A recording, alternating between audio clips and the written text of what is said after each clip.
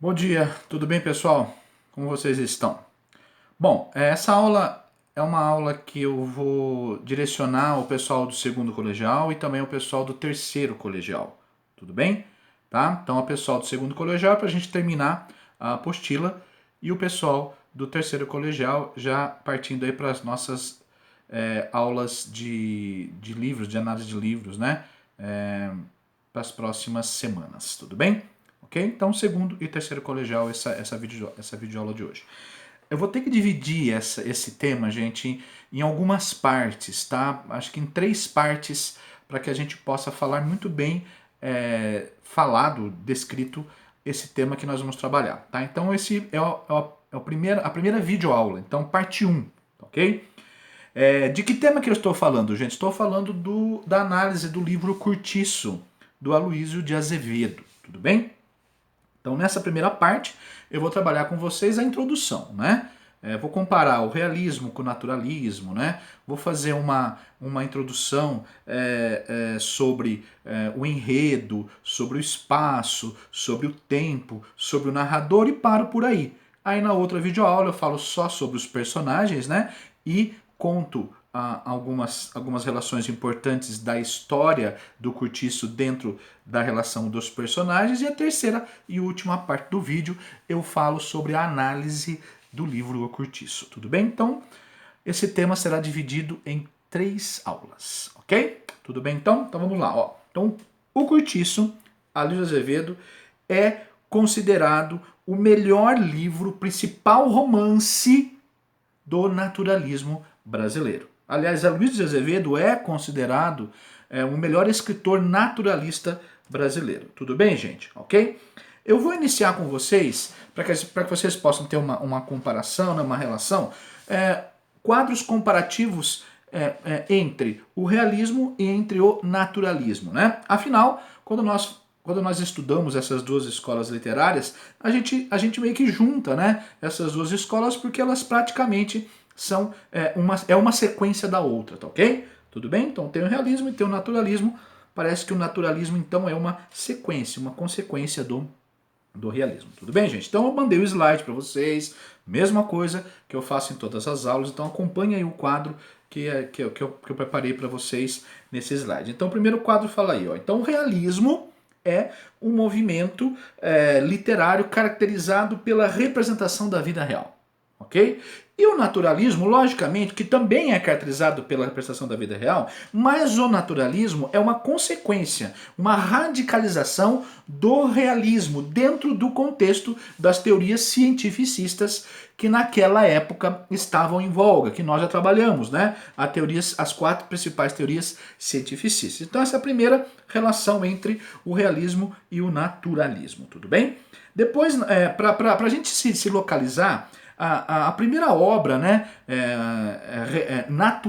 realista que se tem como marco inicial do realismo, o realismo surgiu na França, né, nós podemos citar o romance Madame Bovary do escritor Gustave Flaubert. Tudo bem? Tá? No naturalismo, nós temos como representante francês, né, o Émile Zola, tá ok? Com o livro dele, Teresa Raquin. Também às vezes aparece como Germinal, né, o livro lá. Mas o Teresa Raquin talvez que caracterize melhor essa relação. Então olha só, o realismo, marco francês é com Gustave Flaubert, Madame Bovary, e o naturalismo com o Émile Zola, com Teresa Raquin. Tudo bem, gente? O movimento realista naturalista surgiu lá na França, vindo para Portugal e depois, posteriormente, para o Brasil. Tudo bem? E o marco, se no francês é representado por Gustave Flaubert no realismo e Émile Zola no naturalismo, e no Brasil, como que é representado isso, gente? No Brasil é representado, o realismo tem como marco literário Memórias Póstumas de Brás Cubas, do escritor Machado de Assis. E no naturalismo tem como marco literário o romance O Mulato, do Aloysio de Azevedo, ambos de 1881. Tudo bem, gente? Vamos falar agora sobre a relação, ainda comparando o realismo com o naturalismo, para vocês tenham uma diferenciação de uma coisa para outra, tá?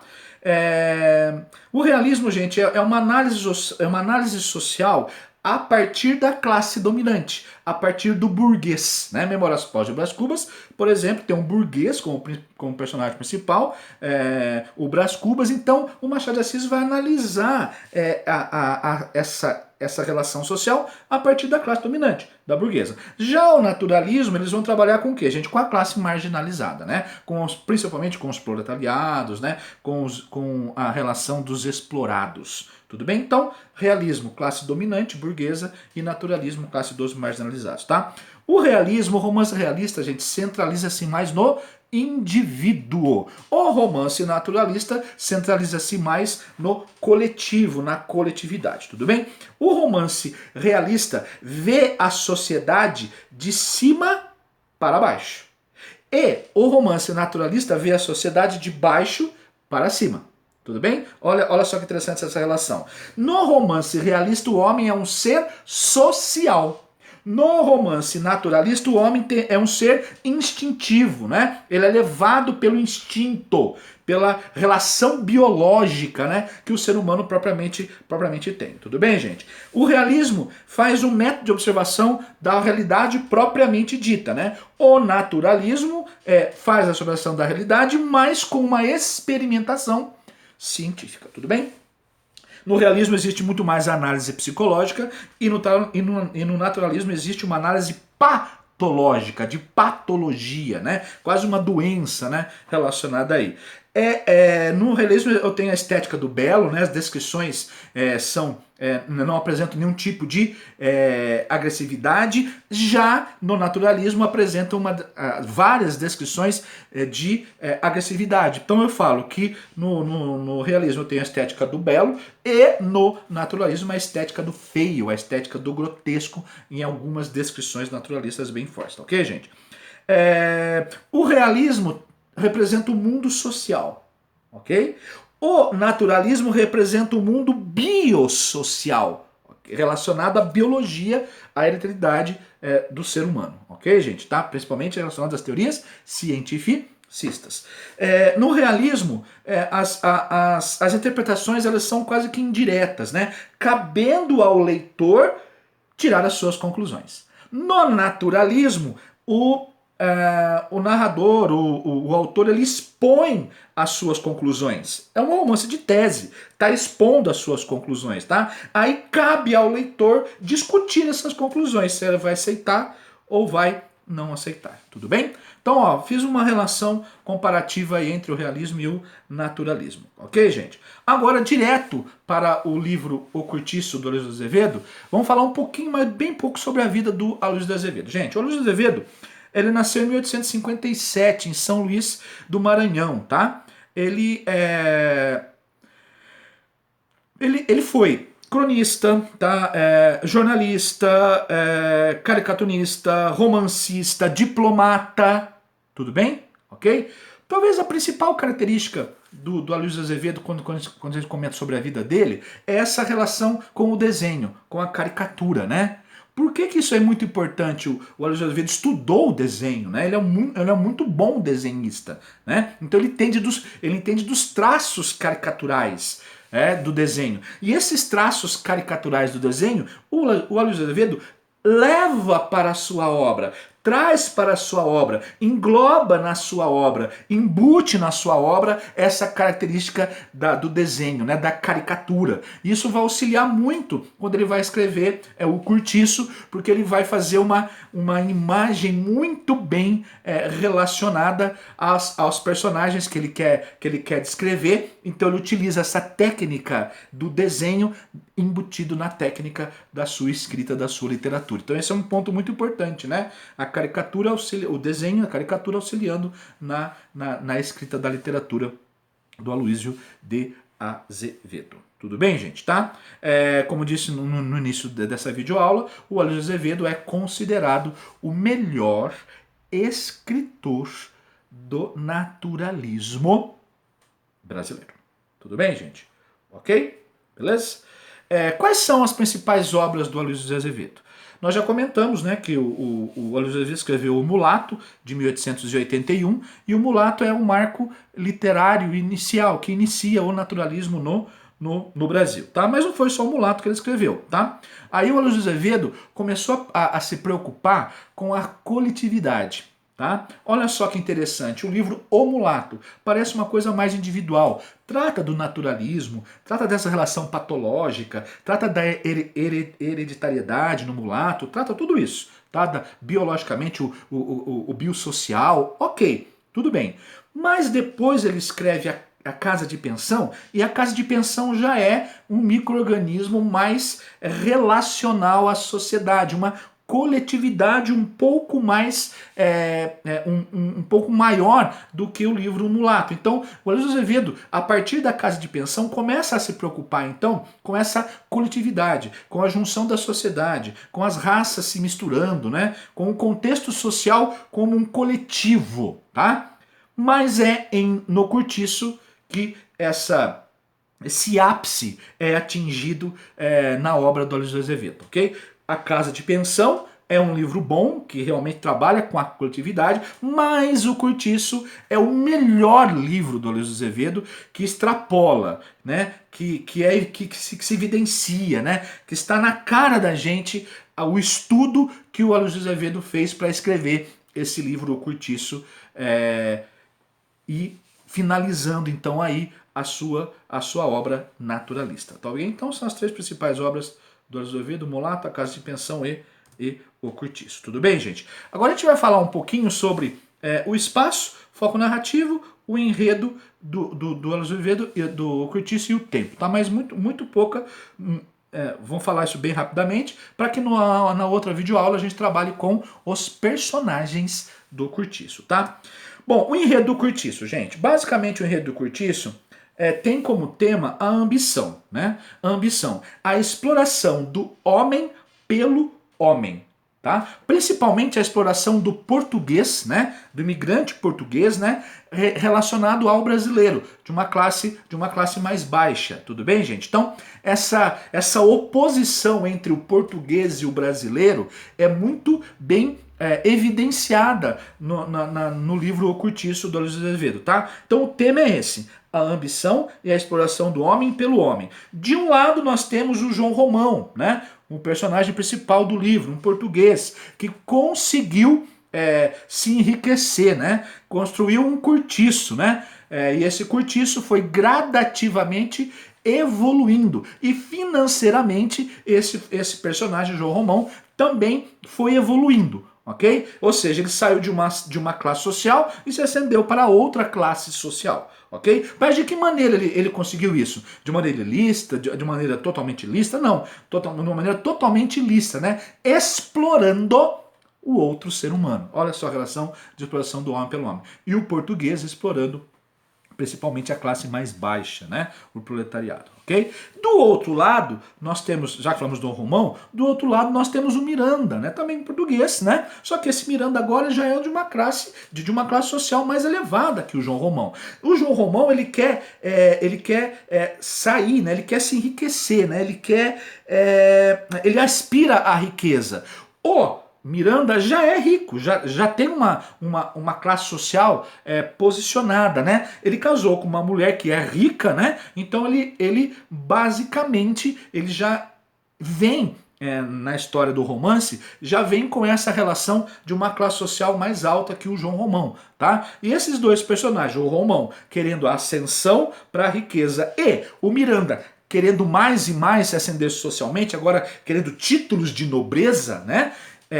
Olha a perseguição da ambição, tanto de um quanto de outro, né? O que vai ser muito bem trabalhado no livro O Curtiço do Aloysio Azevedo. Então esses dois personagens, eles são os personagens base desse romance, né? Reflete exatamente o que o Aloysio Azevedo quer expor nesse romance: a exploração, a ambição, a luta pela uma evolução social, mas não uma evolução de caráter. Tudo bem, gente? Aquela relação da essência e da aparência foi muito bem trabalhada no realismo pelo Machado de Assis. Tudo bem? Ok? Então, João Romão e Miranda. E nós podemos transladar, fechar o enredo com a chamada gentalha, né? O que é a chamada gentalha, né? São as pessoas que vivem no cortiço, né? são as pessoas que estão lá, elas que estão em convivência social do cortiço. Pessoas de tudo quanto é tipo de classe social. Pessoas de tudo quanto é tipo de raça, né? Pessoas diferentes, né? Na cor. Pessoas diferentes no pensamento, né? Pessoas completamente diferentes, mas que aglomeradas elas representam uma coisa só, tá? E tanto o João Romão quanto o Miranda e quanto essa gentalha, elas se entrelaçam no romance, tá? Essa gentalha, numa frase bem característica do romance, é um conjunto de animais, ó, tratado como se fossem animais, né? A zoomorfização, né? Tratados como animais, se é tratado como animais, os animais têm instinto. Então, são tratadas como animais movidos pelo instinto e pela fome. Ok? Tudo bem? Então, finalizando aí uma introdução do enredo, é o João Romão, dono do cortiço, o Miranda, dono de um sobrado, que é ao lado do cortiço, né, em cima, né, do cortiço, né, o João Romão, então, o cortiço, o Miranda, o dono desse sobrado maravilhoso, burguês, né, e a gentalha no meio dessa relação. Tudo bem? O foco narrativo do cortiço, gente, é em terceira pessoa. O narrador onisciente. O que é o narrador onisciente mesmo, gente? É aquele narrador que sabe de tudo, né? Que sabe a história, que conta a história, que tem todo o conhecimento da relação entre os personagens, né? E ele usa muito o discurso indireto para que esse narrador onisciente, em terceira pessoa, possa inclusive adentrar no pensamento dos personagens e dizer para o leitor o que esse personagem está pensando. Afinal, se são pessoas de classe social muito baixa, né? Como que essas pessoas podem transmitir essas ideias, essas reflexões? A técnica que o Aloysio de Azevedo usa é o discurso indireto, ou seja, ele mistura a voz do narrador com a voz do personagem e através dessa mistura, dessa química, dessa concomitância, nós conhecemos os pensamentos de cada personagem, tá? Mesmo eles sendo de uma classe totalmente baixa. Essa é uma técnica do discurso indireto livre.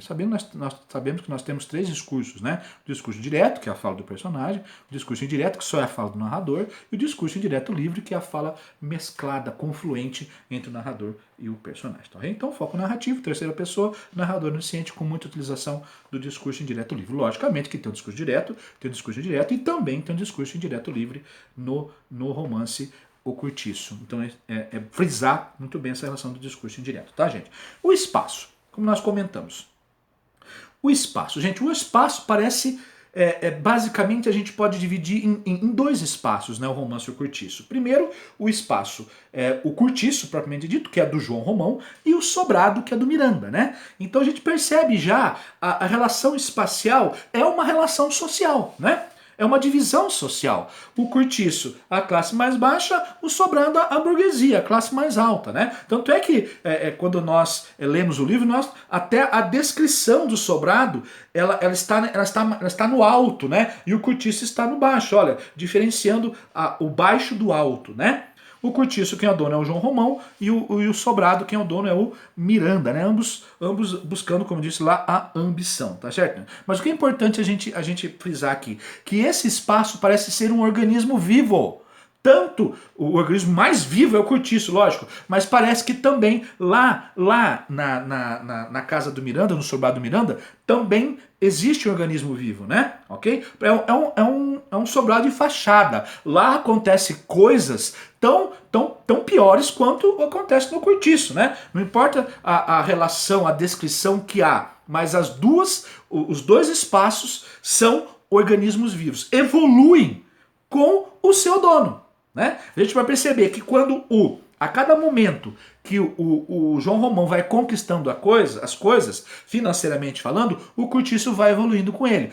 O sobrado também vai evoluindo com ele. E também, com Miranda, e também as relações de negatividade. Quer dizer, o cortiço é negativo porque o Miranda é negativo, porque o Miranda é pilantra, né? Desculpa, o cortiço é negativo porque o João Romão é pilantra, né? Agora, o sobrado também é negativo porque o Miranda também é pilantra, né? Olha só, então, parece que esses 2 espaços, tanto espaço do cortiço e o espaço do sobrado são dois organismos vivos, ou seja, são personificados, ok? Tudo bem, gente? E o tempo, né? O tempo é meio impreciso no cortiço, né? Mas com algumas menções dentro da obra a gente pode mais ou menos localizar, né? Então a gente pode dizer que é mais ou menos na segunda metade do século XIX, ou seja, o Brasil ainda na relação do Brasil-Império, né? Do imperial, né? Só lá no final do século XIX é que vai ocorrer a transição do Brasil-Império para o Brasil-República, né? Então, basicamente, o tempo é a segunda metade do século XIX, né? A gente pode perceber que é a segunda metade do século XIX porque o livro menciona algumas coisas que nos aponta isso, né? Que nos direciona a isso. Por exemplo, o Cortiço tem personagens italianos, né? Ou seja, a imigração italiana, que aconteceu, o início da imigração italiana é 1880, né? 1870, né? O início da imigração italiana, ou seja, o indício já, de 1870, então realmente metade do século XIX, tá? Nós temos também a relação de uma personagem chamada Bertoleza, que é uma pessoa que é uma escrava, né? Uma escrava que tá pagando pela sua liberdade, né? A gente vai estudar isso melhor quando estudar os personagens, tá? Então, seja, ainda a escravidão, ela está relacionada, né? Ela está ainda em voga, né? No processo final, né? No processo final, mas ainda está em voga, né? Quer dizer, não está totalmente finalizada ainda o processo de abolição da escravatura. Então, também é citado isso no romance, tá? E no romance é citado, por exemplo, a lei do ventre livre, né? Que ocorreu em 1871, historicamente falando. O que era a lei do ventre livre? Era agora para que a escravidão tivesse um tempo, né? Toda mulher escrava, que a partir de 1871 desse luz a um filho escravo, obviamente dito, né? Esse filho já estaria livre, né? Já era a lei do ventre livre, em 1871, também é citado lá. E a principal citação histórica do contexto histórico do livro é a Segunda Revolução Industrial. Afinal, o cortiço surgiu porque o Rio de Janeiro, né? O Rio de Janeiro, isso acontece no Rio de Janeiro, principalmente no bairro do Botafogo, né? O Rio de Janeiro está numa efervescência de copulação de indústrias, né? E essas indústrias estão sendo necessitadas com o que, gente? Com a mão de obra. Aí o migrante entra para absorver essa mão de obra, e essa mão de obra muito mal paga, né? Por isso o cortiço é uma representação dessa exploração do burguês em relação ao proletariado, ao assalariado, né? Tudo bem? Então, também isso é uma das citações do contexto histórico dentro do cortiço, tá ok, gente? Então, a imigração italiana, em 1870, né? A lei do ventre livre, em 1871, e a Revolução Industrial, que começou em 1850. Tudo bem, gente? Então, olha, essa primeira parte da videoaula nós fechamos dando a introdução ao livro O Cortiço, do Aloysio de Azevedo. A parte 2 da videoaula vai ser só sobre os personagens. Tudo bem, moçadinha? Então assistam o vídeo para depois vocês assistirem a videoaula parte 2. Um grande abraço, até daqui a pouco.